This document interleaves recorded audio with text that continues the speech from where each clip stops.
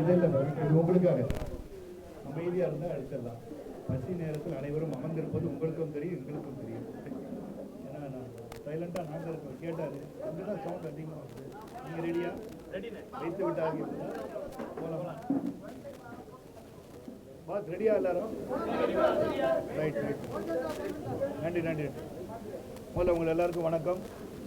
ஞாயிற்றுக்கிழமை அன்னைக்கு காலையிலே வந்து ஆல்ரெடியாக இருந்தால் கூட வந்து முக்கியத்துவம் தந்து எங்களை சந்திக்க வந்திருக்க உங்கள் அனைவருக்கும் முதலுக்கு நன்றியும் வணக்கத்தையும் தெரிவித்துக்கிறேன். இன்றைக்கி வந்து ஏற்கனவே நான் வந்து ஒரு எக்ஸ்தலத்தில் நான் பதிவிட்டதை வைத்து பல செய்திகள் வந்து ஊடகங்கள் பரவி கொண்டிருந்த அடிப்படையில் நம்ம ஆதங்கத்தோடு என்னுடன் பயணித்து 30 ஆண்டுகளுக்கு மேலே இருக்கிறவங்க இன்றைக்கி பார்த்தீங்கன்னா இங்கே வந்திருக்க எல்லாருமே கிட்டத்தட்ட ஒரு 30 ஆண்டுகள் என்னுடன் பயணித்தவர்கள். அது பாசறையாக இருக்கட்டும், பேரவையாக இருக்கட்டும், ரசிக மன்றமாக இருக்கட்டும், நாட்டாமையின் குடும்பத்தினராக இருக்கட்டும், அண்ட் நமது பாரதிய ஜனதா கட்சியின் முன்னோடிகளாக நிர்வாகிகளாக இருப்பவர் அனைவரும் இன்று என்னுடன் பயணித்தவர்கள் இங்கே வந்து அவங்க ஆதங்கத்தை வெளியிட்டிருக்கிறார்கள். அந்த ஆதங்கம் என்ன? அந்த ஆதங்கத்தை தான் நீங்கள் வந்து சோர்வடைந்து விடாதீர்கள், பொறுத்தால் பூமி ஆளலாம் என்று சொல்லி தான் நான் வந்து அந்த பதிவு போட்டிருந்தேன். அதை வச்சு பல யூகங்கள் வந்து உடனடியாக நான் வந்து பாரதிய ஜனதா கட்சி விலகப் போவதாக பல செய்திகள் வந்தது. அந்த செய்திக்கு ஒரு விளக்கமாக இருக்கட்டும். அதே சமயத்தில் ஆதங்கங்கள் என்ன என்பதை என் சகோதரர்கள் நாட்டாமை குடும்பத்தாரிடம் தெரிந்து கொள்ள வேண்டும் என்ற அவா எனக்கும் இருந்தது. ஏன்னா இது வந்து இந்த நிகழ்வுகள் வந்து 3 மாதத்துக்கு ஒரு எல்லாரையும் சந்திச்சுட்டு தான் இருக்கு. அது பத்திரிகையாளர்களை சந்திக்கிறனோ இல்லையோ, என் நாட்டாமை குடும்பத்தினரை அது திருமணமாக இருக்கட்டும், வேறு வீட்டுக்கு வர சொல்கிறதோ இல்லாட்டி வேறு எந்த ஒரு நிகழ்வாக இருந்தாலும் அழைப்பதுக்கு வருவதோ, மாதம் ஒரு முறை வந்து சந்தித்து விட்டு 3 மாதம் ஒரு முறை சமத்துவ விருந்தின் அடிப்படையில் அவர் சந்திச்சுட்டு வந்திருக்கேன். அப்படி தான் இன்று ஒரு நிகழ்வு. இங்கே முக்கியத்துவம் எதுக்குன்னா, இந்த நிகழ்வில் வந்து நீங்கள் வந்து ஒரு ஆதங்கமாக தலைவர்களுக்கு இதுவரை எந்த ஒரு பொறுப்பும் வழங்காமல் இருக்கிறார்களே, ஏன் என்ற கருத்தை பதிவு செய்ய வேண்டும் என்ற எண்ணம் அவங்களுக்கு இருந்தது. அதுக்கு நான் பதில் சொல்ல வேண்டிய கட்டாயமும் என்னிடம் இருந்தனால் இந்த கூட்டத்தை நாங்கள் கூட்டியிருக்கேன். அது மட்டும் இல்லை, அவங்க வந்து பொறுப்பு வழங்கப்பட்டவர்கள் பலர் 19 மாநில நிர்வாகிகள் வந்து பொறுப்பு வழங்கியிருக்காங்க. பொறுப்புகள் கேட்ட எல்லாருக்கும் கொடுத்துருக்காங்க அப்படின்னு கேட்டால்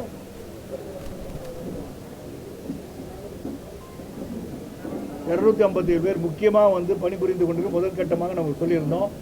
அதில் வந்து ஒரு 1/4 மேலே பதவிகள் கொடுத்துருக்காங்க. நான் வந்து கொடுக்கலன்னு சொல்ல மாட்டேன். 19 மாநில நிர்வாகிகள் மாவட்ட ரீதியாக பொறுப்புகள் கொடுக்க வேண்டிய சூழலிலும் தேர்தல் வர நேரத்தில் நாட்டாமை அவர்களே, எங்களுக்கு எந்த ஒரு பொறுப்பும் தேர்தல் களத்தில் பணிபுரிவதற்கு பொறுப்புகள் இல்லாவிட்டால் எப்படி செயல்பட முடியும் என்ற ஆதங்கத்தை இன்றைக்கி எல்லாம் வெளிப்படுத்தாங்க. ஏன்னா அந்த பொறுப்புகள் வழங்கப்பட்டால்தான் நாங்கள் போய் பேச முடியும். இல்லாட்டி எங்களை வந்து அழைத்து பேச மாட்டார்கள். நாங்கள் சுறுசுறுப்பாக 17 ஆண்டு காலம் உங்களுடன் பயணிச்சிருக்கோம். நாங்கள் வந்து கடுமையான உழைப்பாளிகள், சிறந்த நிர்வாகிகளாக உருவாக்கியிருக்கீங்க. இப்போ வந்து பாரதிய ஜனதா கட்சியில் நீங்கள் எல்லாருமே சிறப்பாக செயல்படுறீங்களப்பான்னு சொல்கிறாங்கன்ற பெருமையும் அவர்களுக்கு இருக்கிறது. ஆக அந்த பொறுப்புகள் வழங்க வேண்டும் என்ற கோரிக்கை ஒன்று இருக்கிறது. தலைவருக்கு பொறுப்பு இல்லாமல் அந்த பொறுப்பு கொடுத்து என்ன பண்ணுறது என்ற எண்ணத்தையும் கடுமையாக இன்று பதிவு செய்திருக்கிறார்கள். ஏன் நீங்கள் சமத்துவ மக்கள் கட்சி மறுபடியும் துவங்கக்கூடாது என்பதையும் பதிவு செய்தார்கள் என்பதை சொல்லியிருக்கேன். நான் பத்திரிகை சகோதரர் தான், நீங்கள் ஆவலாக இருக்கின்ற செய்தியை நான் சொல்லணும் இல்லையா?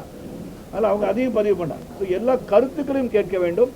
கருத்து சுதந்திரம் உள்ள நாடாக இருப்பதாலும் கருத்து சுதந்திரத்தை வரவேற்பவனாக இருப்பதால் என்னதான் சொல்கிறாங்க, அவங்க மைண்டில் என்ன இருக்குது அப்படின்னு கேட்டு தெரிஞ்சுக்கிட்டேன். இதுக்கு நீங்கள் என்ன பண்ண போகிறீங்க அப்படின்னு கேட்டால், நான் வந்து ஒரு வேண்டுகோளாக நாளை ஒரு கடிதமாக மாநில தலைவர் அவர்களுக்கும் தேசிய தலைமைக்கும் ஒரு கடிதமாக இந்த மாதிரி மார்ச் 12, 2024 நாம் இந்த இயக்கத்தில் எங்களை இணைத்து கொண்டோம். சிறப்பாக பணிபுரிய வந்திருக்கின்றோம். இதுவரை எனக்கும் மற்றவர்களுக்கும் எனக்கு முக்கியமாக வந்து பொறுப்புகள் வழங்கப்படவில்லை என்ற ஆதங்கம் அனைவருக்கும் இருக்கிறது. அப்போ உங்களுக்கு இல்லையான்னு கேட்டால் எனக்கு ஒரு பொறுப்பு இருந்தால் தான் என்னால் செயல்பட முடியும். நான் யாருன்னு கேட்டால் ஒரு காரியகர்த்தாவை போய்ட்டு எல்லா இடத்துலையும் போய் நான் பேசிகிட்டு இருக்க முடியாது. இது வந்து ஒரு வேதனையாக கூட சொல்லவில்லை, ஒரு ஆதங்கமாக சொல்கின்றேன். ஏனென்றால் 1996ஆம் ஆண்டிலிருந்து அரசியல் களத்தை நான் பார்த்து கொண்டிருப்போம். 96ஆம் ஆண்டு அன்றிருந்த ஆட்சியை அகற்றுவதற்காக திராவிட முன்னேற்ற கழகமும் தமாகவும் சேர்ந்ததில் வந்து அந்த சைக்கிள் சின்னத்தையும் உதயசூரியனும் கலந்து இப்படி காமிச்சோ இந்த சரத்குமார் தான். அப்போ என்னுடன் பயணிப்பவர்கள் இவ்வளவு தூரம் வந்து பிரச்சாரம் பண்ணி ஆட்சி மாற்றத்தை கொண்டு வருவதற்கு முக்கிய காரணமாக இருந்த தலைவர் அவர்கள் இன்னைக்கு பார்த்தீங்கன்னா அவங்க இன்னொரு ஆதங்கத்தை வெளிப்படுத்தினாங்க. நீங்கள் திருச்சியில் வந்து உட்காந்துருந்தீங்க தலைவா, நீங்கள் வந்து மேடையில் உட்காந்துருக்கீங்க, அந்த மேடையில் உங்கள் ஃபோட்டோ கூட பின்னாடி இல்லை, அது அவங்களுடைய ஆதங்கம். நான் வந்து இன்றைக்கி ஒரு காரியகர்த்தாவாக இருந்தனால் என் ஃபோட்டோ இல்லை சகோதரர்களே நான் சொல்லியிருக்கலாம். அவங்க பார்வையில் 17 ஆண்டுகள் சுறுசுறுப்பாக பணிபுரிந்து கூட்டணியில் இருந்து எதிர்த்தவர்கள் புரட்சி தலைவர்கள் எதிர்த்த பிறகும் மீண்டும் கூட்டணியிலிருந்து 2 சீட்டு வாங்கி தேய்ச்ச நீங்கள் உங்கள் அருமையும் பெருமையும் அறிவுகளும் மாற்றம் தெரிந்திருந்து கூட ஏன் உங்களுக்கு பதவி வழங்கவில்லை என்ற ஆதங்கத்தை வெளிப்படுத்தி கொண்டே இருந்தார். அதுதான் இன்றைக்கி காலையிலேருந்து நடந்துச்சு. நீங்கள் பொறுமையாக காத்திருந்ததுக்கு நன்றி. இதுதான் இன்றைக்கி கூட சாராம்சம். அதை தவிர வேறு எதுவும் கேள்விகள் நீங்கள் கேட்க வேண்டும் என்றால் நீங்கள் கேட்கலாம். மோடியுடைய திருச்சியில உங்களுடைய போட்டோ இல்லைன்னு சொல்லியிருக்கோம். எந்த பொறுப்புமே இல்லை. அண்ணாமலையுடைய போட்டோ கூட எல்லா மேடைகள்லையும் இருக்கு. இது எந்த அளவுக்கு ஒரு அதிருப்தி உங்களுக்கு ஒரு ஆதங்கத்தை ஏற்படுத்தி? இல்லை, எனக்கு ஆதங்கம் இல்லை. நான் சொல்கிறேன் அதான் நீங்கள் தவிர நான் சொல்கிறேன் அவங்களுடைய ஆதங்கத்தை சொல்கிறேன். எல்லாரும் இருந்தாங்க தலைவர் உங்கள் படமே இல்லை, எங்களுக்கு வந்து கஷ்டமாக இருந்துச்சு அப்படின்னு பயணிச்சுட்டு இருந்த காலத்தை சொல்கிறார்கள். அந்த ஆதங்கத்தை சொல்கிறாங்க.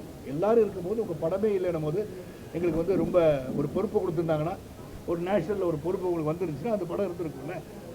அப்படி நீங்கள் இருந்திருப்பீங்கன்னா அவங்க சொல்கிற ஆதங்கம். ஏன் ஆதங்கத்தை சொல்ல நீங்கள் கட்சியில் இணையும் பொழுது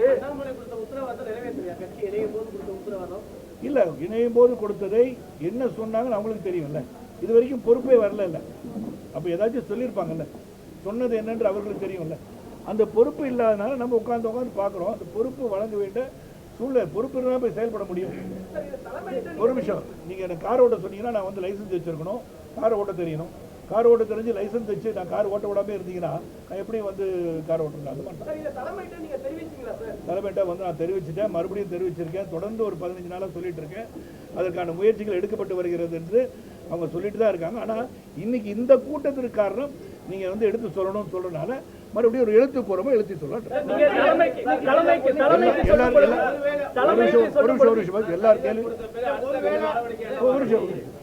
எல்லார் கேள்விக்கு பதில் சொல்லுங்க. ஒவ்வொருத்தரும் கேள்வி நான் பதில் சொல்லுவேன். தலைமையிடம் வந்து நம்ம வந்து பிரசிடென்ட் வந்து அப்பாயின்ட் பண்ணாமல் இருந்தாங்க. அந்த தேர்வு முடிந்தவுடன் நாங்கள் நிச்சயமாக நாங்கள் சொன்னதை செய்கிறோம். நாங்கள் தேர்வு நடந்தது, தொடர்ந்து தேர்தல் வந்துருச்சு. இப்போ எங்களுக்கு என்ன தொடர்ந்து வெஸ்ட் பெங்கால், அஸ்ஸாம், கேரளா, பாண்டிச்சேரி, தமிழகம் வந்து தேர்தல் வந்துச்சு. மறுபடியும் தேர்தல் வந்த பிறகு அப்படின்னு சொல்லும்போது இந்த அளவில் ஒரு பொறுப்பு இல்லாமல் எப்படி இருக்கிறதுன்றதான் இவங்களோட ஆதங்கம்.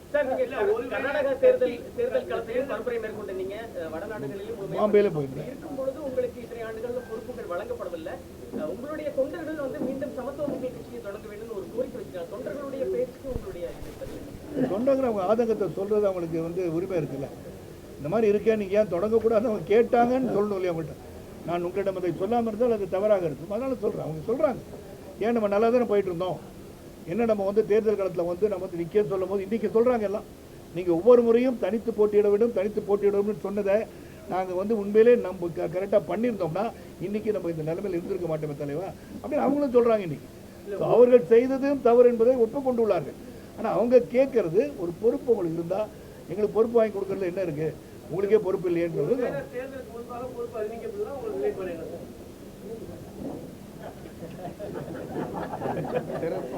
சிறப்பான கேள்வி கேட்டவங்களுக்கு காலையிலேருந்து என்ன துரத்திட்டுனால கேள்வி கரெக்டாக வந்து இதை நாங்கள் ஏற்கனவே முடிவு பண்ணோம்.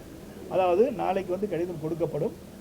தேர்தலுக்கு முன்பு அப்படின்னு இல்லை, இந்த வேண்டுகோளுக்கு நிச்சயமாக வந்து செவி சாய்த்தே ஆக வேண்டும். செவி சாய்ப்பாருக்கு நம்பிக்கை இருக்குது. ஏன்னா அது உத்தரவாதம் கொடுத்துட்டே தான் இருக்காங்க. ஆனால் செயல்முறைக்கு வரல.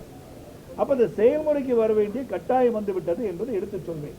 அது வராட்டி என்ன நீங்கள் கேட்ட கேள்விக்கு வராட்டி என்னன்றது மீண்டும் இந்த மாதிரி உங்களை சந்திச்சு பதில் சொல்றேன்.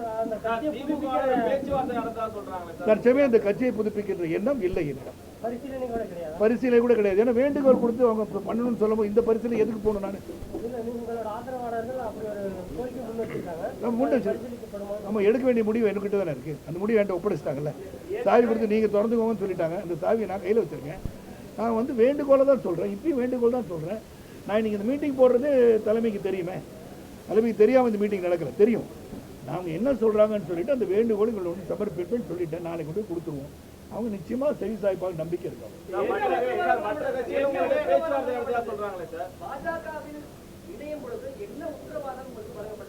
நம்ம தேசியத்தில் பொறுப்பு இருக்குன்னு சொன்னாங்க. அது உண்மை. இல்ல இப்ப ஏற்கனவே விளவங்கோடு எம்எல்ஏ காங்கிரஸ் வந்து விலகிய விஜயதாரணி வந்து இங்க இருந்தாங்க, அவங்களுக்கு இந்த பொறுப்பு கொடுக்கல.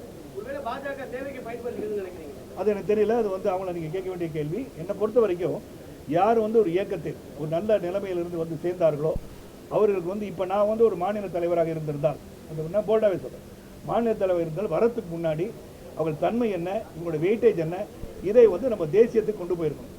தேசியத்துக்கு கொண்டு போயதுக்கு பிறகு அவங்கள சேர்க்கணும். வந்து சேர்ந்துருங்கன்னு சொல்லி சேர்க்க வச்சுட்டு அவங்கள வந்து காக்க வச்சது தவறுன்னு நான் நினைக்கிறேன். அதாவது விஜயதாரியும் வந்து ரொம்ப நாளாக இருக்காங்க. அப்படி பொறுப்புகள் இருக்குன்றா தான் அவங்க செயல்பட முடியும் நான் சொல்கிறேன். இப்போ you want use somebody strength, they should be given some posting இந்த பார்ட்டி. அது இல்லாட்டி வருத்தமாக தானே இருப்பாங்க. நீங்க கட்சியில சேரும் பொழுது அண்ணாமலை தான் மாநில தலைவரா இருந்தாரு, அவர் உங்களுக்கு ஒரு உத்தரவாதம் கொடுத்திருப்பாரு. ஆனா இன்னைக்கு பாஜகல அண்ணாமலைக்கு எந்த பொறுப்பும் இல்ல, அவரும் இதே போன்ற ஒரு ஆதங்கத்துல அவ்வப்போது வெளிப்படுத்திட்டு தான் இருக்காரு. பாஜக உரிய தலைவர்களுக்கு அங்கீகாரம் வழங்குறது இல்லையா? என்ன இந்த இது போன்ற செயல்பாடுகள் எப்படி வழங்குறது இல்லையா நான் சொல்ல வரல. என்னை பொறுத்த வரைக்கும் என்ன நிர்பந்தம் என்ன சூழ்நிலை எனக்கு தெரியல. எனக்கு இப்போ நான் பார்க்கும்போது இன்னும் ஒரு கூட்டணியில் எவ்வளோ இடத்துல நிற்க போகிறார்கள் என்பது தெளிவாக இல்லை. ஒருவேளை அதுக்கு முக்கியத்துவம் நிச்சயமாக கொடுத்து தான் ஆகணும். அந்த முக்கியத்துவத்திற்கு பிறகு இதை எடுத்துக்கொள்ளலாம் என்று இருக்கலாம். அதனால தான் வேண்டுகோளை நம்ம நாளைக்கு எழுதி கொடுத்துருவோம். வாய் வழியாக சொல்லிவிட்டோம். அவர்களும் உத்தரவாதத்தை தந்திருக்கிறார்கள். அங்கே இருக்கிற எல்லாருமே சரி, அண்ணாமலை அவர்களும் சரி, நயனார் அவர்களும் சரி, அரவிந்த் மேனன் அவர்களும் சரி, சுதாகர் ரெட்டி அவர்களும் சரி, சக்கரவர்த்தி அவர்களும் சரி, கேசவநாயகம் அவர்களும் சரி, எஸ்ஆர் சேகர் அவர்களும் சரி, எல்லார்கிட்டையும் நம்ம பேசியிருக்கோம். யாருமே எதிர்ப்பு தெரிவிக்கல அந்த கருத்துக்கு. அதை வந்து செவி சாய்க்கவில்லை என்று சொல்லலை. ஆனால் எல்லாருடைய ஆதங்கத்தை புரிந்து கொள்ளுங்க. இப்படியே செயல்பட முடியாது. அதனால் பொறுப்புகள் வருவது அவசியம் இந்த தேர்தலுக்கு முன்பு. முன்னாள் மாநில தலைவர் அண்ணாமலையோட முன்னெடுப்பால் தான் நீங்க கட்சியில போனீங்க. அதனாலேயும் அது ஒரு காரணம் உங்களை புறக்கணிக்கிறதுக்கான காரணம் அப்படி இல்லை. அவர் சொல்லி நான் கட்சியில் சேரல. அதாவது பல முறை சொல்லிட்டேன். நாங்கள் இந்த இயக்கத்தை வந்து இது மேற்கொண்டு வலுவாக எடுத்துச் செல்வது, நான் வந்து இந்த இயக்கத்தில் இணைந்ததற்கு மிக மிக மிக உண்மையான ஒரு நிலைப்பாடு எதுக்குன்னா, பாரத பிரதமர் மோடிஜி அவர்கள் மீது உள்ள விருப்பத்தினால் தான் நான் வந்து கட்சியில் இணைந்தேன். ஏன்னா 3வது முறை முதலமைச்சராக இருக்கும்போது, குஜராத்தின் மாநிலத்தில் முதலமைச்சராக இருக்கும்போது, மீடியா வாய்ஸ் என்ற பத்திரிகை நடத்தி கொண்டிருக்கும் போது நேர்காணல் நான் அவர்கள் வந்து இன்டர்வியூ எடுத்தேன். அன்னிலிருந்து ஐ ஸ்டார்டட் ஃபாலோயிங் ஹிம். அவருடைய அட்மினிஸ்ட்ரேட்டிவ் குவாலிட்டிஸ், அவருடைய திறமை, நமது நாட்டை சிறந்த ஒரு இடத்திற்கு எடுத்துச் செல்வான நம்பிக்கை. நான் ஒரு தேசியவாதி பேசிக்க, அதை பலமுறை சொல்லிட்டேன். வலது தோல் பட்டியல தேசிய கொடியை வந்து பதித்தவன் நான். அந்த தேசிய உணர்வு, தேசிய நீரோட்டத்தில் இன்றைக்கி போகலாம் அப்படின்னு நினைக்கிறேன். ஏன்னா 19 மாநில நிர்வாகிகளாக நியமிச்சிருக்காங்க. இவங்களுக்குலாம் இப்போ 30-35 வயசு இருக்குது. அவங்களுக்கு 75 தொடு வருது. அப்போ இவங்களுக்குலாம் ஒரு பெரிய வாய்ப்பு இருக்குது இல்லையா? அந்த வாய்ப்பை பயன்படுத்திக்கணும் இன்றைக்கும் சொல்கிறேன். அதனால் இவங்க பண்ணலை, அவங்க பண்ணலை நான் சொல்ல. ஆனால் பண்ண வேண்டிய கட்டாயம் இப்படி இருக்கிறது. பொறுப்பு இல்லாமல் இப்போ என்னன்னு போய் நான் செயல்படுறது எனக்கு தெரியல. அதிகபட்சமாக ஒரு வாரத்துக்குள்ளாக பாஜக வேட்பாளர் பட்டியல ஒரு வாரத்துக்குள்ள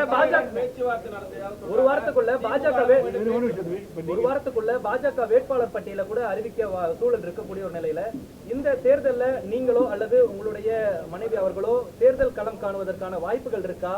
சீட்டு கேட்குறீங்களா? என்ன சொல்றாங்க? ஏற்கனவே பல முறை சொல்லிட்டேன்.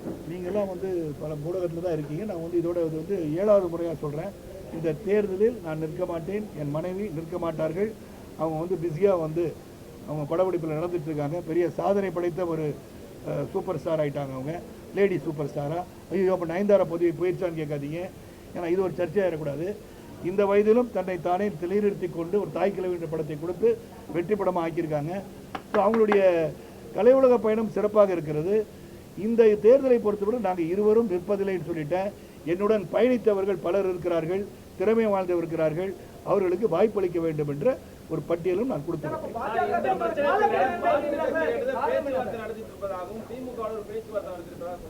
அப்படி ஒன்றும் பேச்சுவார்த்தை பேச்சு நடக்கும். நான் எல்லாரையும் ஒரு நிமிஷம் பதில் சொல்லிடுறேன் தலைவா. பேச்சு வந்து எல்லாத்தையும் பேசுவேன். நான் சுமூகமான உறவு அனைவரிடம் வைத்திருக்கிறேன். பேசுவாங்க. பேச்சுவார்த்தை என்று அரசியல் ரீதியாக யாரிடம் பேசுறது காலக்கெடு நிர்ணயிக்கல. இந்த வேண்டுகோளுக்கு இணங்க வேண்டும் என்ற கோரிக்கை வைக்க போகிறது. நான் கண்டிப்பாக இப்ப தேர்தல் வந்துருக்கு. 30ஆம் தேதி மனு தாக்கல் இருக்கு இல்லையா? அப்ப அதுக்குள்ள ஒரு முடிவு எடுக்கணும்ல. நாளைக்கு வந்து அரசியல் களம் காணும் போது நான் கேட்கின்ற வேட்பாளராக நியமிச்சாங்கன்னு வச்சுக்கோங்க. அப்ப நம்ம போய் பிரச்சாரம் பண்ண போகணும்ல. எனக்கு ஒரு பொறுப்பு இருந்தால் தான் அந்த பொறுப்போட செய்ய முடியும் நான் நினைக்கிறேன். பிப்ரவரி மாதத்துக்கு முன்னாடி மாநில தலைவரை நீங்க அலுவலகத்தில் சந்திச்சப்ப நீங்க சொல்லியிருந்தீங்க, குறிப்பா நான் போட்டியிடல, ஆனா என்னுடைய கூட இருக்கிறவங்க போட்டியிடுறதுக்கான பட்டியல் கொடுத்துருக்கேன், வாய்ப்பு கேட்டிருக்கேன்னு. அப்பத்துல இருந்து என்ன சொல்றாங்க கட்சி தரப்புல இருந்து போட்டியிடுறதுக்கான இன்னும் அவங்க சீட்டே நிர்ணயிக்கலையே எந்த இடத்துல தொகுதி பங்கீடுக்கான பேச்சுவார்த்தை ஆமாம் நாளைக்கு முடிஞ்சிருச்சுன்னா 51 இடம் கொடுக்குறாங்க 41 இடம் கொடுக்குறாங்க முடிவு வந்தாங்க எவ்வளோ இடத்துல நிற்க போகிறாங்கன்னு ஒன்று வரல வந்த பிறகு நம்ம கேட்ட இடம் அவங்களுக்கு தெரியும் கொடுக்குறாங்களா இல்லையா நேர்காணல் பண்ணுவாங்கல்ல எப்படியும் அதுக்கு முன்னாடியே சரத்குமார் அவர்கள் அழைச்சி உங்களுடைய ஆதரவாளர்களுக்கு இவ்வளவு சீட்டு கொடுக்குறோம் இல்லை அது ஏற்கனவே வாங்கிக்கிட்டாங்கல்ல இல்ல உங்ககிட்ட இது கொடுக்குறோம் இல்லை நான் கொடுத்துட்டேனே கொடுத்துருக்கீங்க நான் கொடுத்துருக்கேன் அது பரிசீலனை பண்ணுவாங்கல்ல ஏன்னா நீங்கள் எந்த கேட்டிருக்கீங்க அது வேறு யாரோ கேட்குறாங்கன்னு சொல்லுவாங்கல்ல சொல்லும் போது இல்லைங்க அப்போ என்ன பண்ணலான்னு கேட்போம்ல அவங்க விட்டு கொடுக்க சொல்லலாம் என்னங்க நீங்களும் கேட்குறீங்க நான் ஏற்கனவே இதை சொல்லியிருக்கேன் நீங்கள் நிற்கிறேன்னு சொல்கிறீங்களா எங்களுக்கு வாய்ப்பு அதிகமாக இருக்காங்க அந்த வாய்ப்பு எங்களுக்கு கொடுங்களான்னு கேட்கலாம்ல அந்த உரிமை இருக்குது ஒருவேளை சரத்குமாரும் ராதிகா சரத்குமாரும் நிக்கிற மாதிரி இருந்தா அந்த வாய்ப்பு உடனே பரிசீலனை பண்ணப்பட்டிருக்கணும் இல்லை நாங்கள் ரெண்டும் நிற்க மாட்டேன்னு சொன்ன பிறகு அது பரிசீலனைக்கு வராது தலைமை சொன்னால் கூட நிற்க மாட்டாங்க நான் நிற்க மாட்டேன்னு சொல்றது எப்படி பார்த்துக்க முடியும் அதிமுக தலைமை மீது விமர்சனம் பண்றாங்க அதிமுக வந்து தற்போது வந்து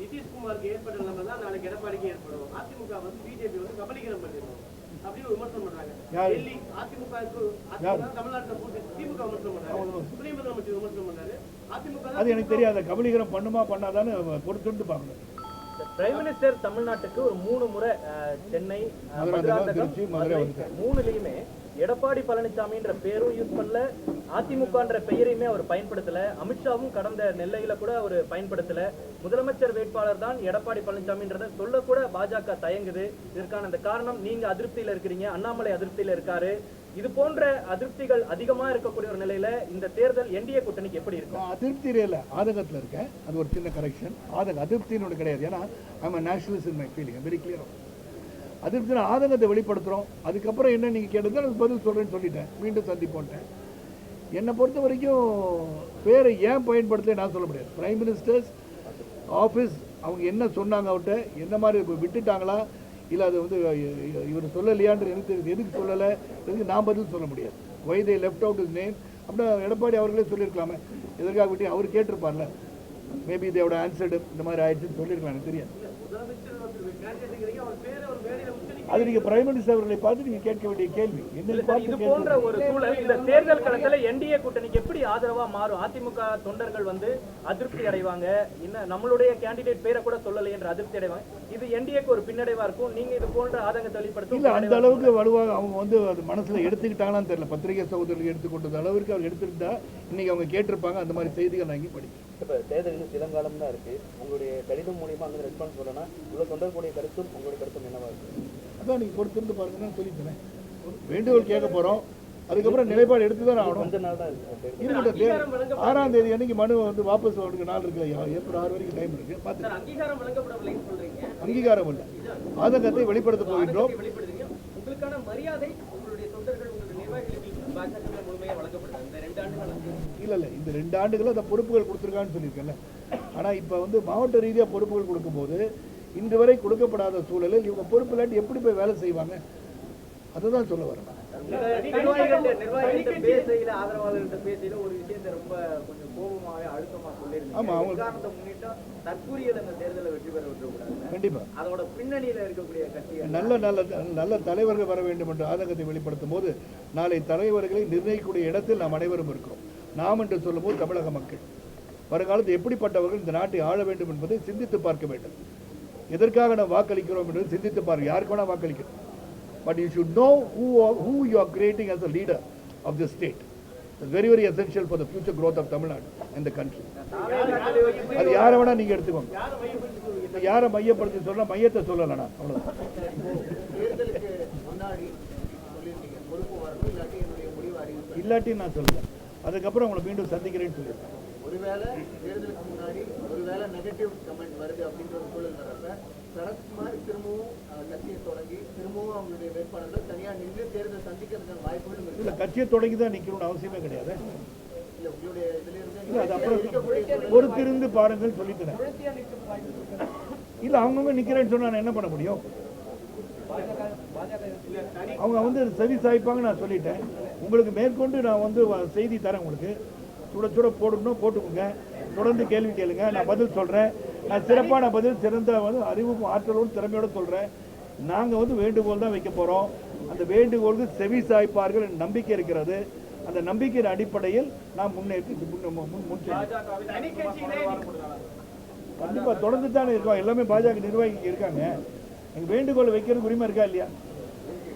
அப்பாட்ட போய் பையன் வந்து கேட்குற உரிமை இருக்கா இல்லையா? ஸோ அந்த மாதிரி தான் ஒரு குடும்பத்தில் இந்த குடும்பத்தில் வந்து நம்ம வந்து வேதனையில் இருக்கோன்றது சொல்லாட்டி எப்படி தெரியும்? ஐயோ முதலே சொல்லிக்கலாம்னு சொல்லிட்டாங்கன்னா இப்போ தான் வந்து நமக்கு சொல்ல வேண்டிய சூழல் அதிகமாகுது. காரணம் அனைவரும் வந்து இப்படி தான் இருக்காங்கன்னு தெரியுது. என்ன உங்களுக்குலாம் பொறுப்பு வராட்டி நாங்கள் எப்படி செயல்படுதுன்னு கேட்கும் போது அதை சொல்லணும். உங்களுக்கு தெரியணும், நான் மட்டும் கேட்கல, தொடர்ந்து எங்கள் கூட இருக்கவங்க பயணிக்கிறவங்க இப்போ கேட்குறாங்க, நாளைக்கு வேற மாதிரி எல்லாம் சிதறிடக்கூடாது அப்படின்னு எவ்வளவு சோர்வு ஏற்படுது அவங்க மனசில் சோர்வு இருக்கிறனால என்ன சந்திக்கணும்னு சொல்லிட்டாங்க. இந்த அளவுக்கு தான் இருந்தது சோர்வு. நீங்க ஒரு ஸ்டார் வேல்யூ இருக்கக்கூடிய ஒரு நபர், சினிமால இருந்து வராரு விஜய், அவருக்கு எதிராக உங்களுடைய பிரச்சாரம் எதை நோக்கி இருக்கும்? பிரச்சாரங்கள் இருக்கும். நீங்க பிரச்சாரத்துக்கு நான் செல்லும் போது எப்படி வந்து 1996ஆம் ஆண்டு நான் பிரச்சாரம் செய்தேனோ அந்த மாதிரி அது எந்த அளவில் வந்து என்னால் தாக்க வேண்டியது, எதை தாக்க வேண்டியது, எப்படிப்பட்ட தலைவர் உருவாக்க வேண்டியது, எதை பொறுப்பாக பேசுகிறாங்க, எது பொறுப்பில்லாமல் பேசுகிறாங்க, எதை மக்களுக்கு கற்றுத்தர விரும்புகிறார்கள், எல்லாத்தையும் விலாவரியாக எடுத்து சொல்கின்ற தன்மையும் இருக்கிறது. ஐ won't hit below the belt, but I'll say it very straight. I'll call a spade a spade. You will know how I'll campaign against all this. மதிப்பீடு ஒன்றுமே கிடையாது, தலைவனே கிடையாது. இல்லை ஃபீல் பண்ணுறது எல்லாரும் ஃபீல் பண்ணுறாங்க. கேட்டாரா நீ பதில் சொல்கிறீங்க? என் தனிப்பட்ட முறையில் அவங்களுடைய கருத்துக்களை நான் கேட்பது என்னுடைய வேலை. ஏன்னா 35 ஆண்டுகள் பயணிச்சிருக்கேன் எல்லாரும் கூட. எல்லாரும் சொல்கிறாங்க நீங்கள் கிணத்துல குதிங்கன்னா குதிப்பேன், சும்மா சார் உண்மையிலே குதிப்பாங்க. அந்த அளவுக்கு அவங்க கூட ஒரு குடும்ப தலைவனாக நான் பயணிச்சிருக்கேன். அதனால தான் இன்றைக்கும் நான் கூப்பிட்டு 2 நாளில் சொன்னேன், எல்லாம் ஞாயிற்றுக்கிழமை வந்து இங்கே உட்காந்துருக்கேன். அது ஆல்சோ திங்கிங் ஏதாச்சும் ஒன்று பண்ணணும், வேலையே இல்லாமல் இருக்குமே, வேலை செய்யணுமே, அந்த தாக்கம் இருக்குது அவங்கள்ட்ட. அந்த தாக்கம் இருக்கனால தான் இங்கே வராங்க. ஏதோ யார் வேணா முடிவு எடுக்கட்டும் அப்படின்னா வந்திருக்க மாட்டாங்கல்ல.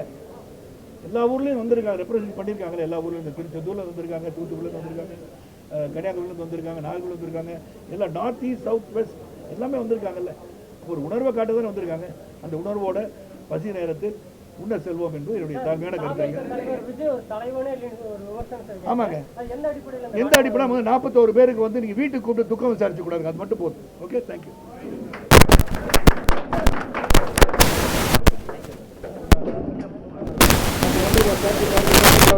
சாப்பிட்டுக்கலாம்.